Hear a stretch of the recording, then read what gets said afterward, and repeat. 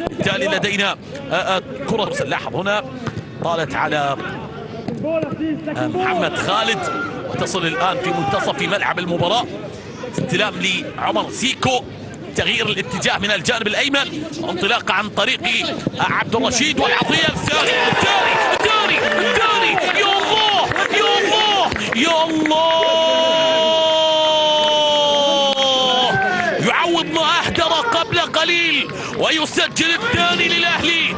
العميد الأخضر يا أبا، الأخضر عيني. لاحظ الانطلاقة من الجانب الأيمن، يضاعفون النتيجة، يقلبون الطاولة.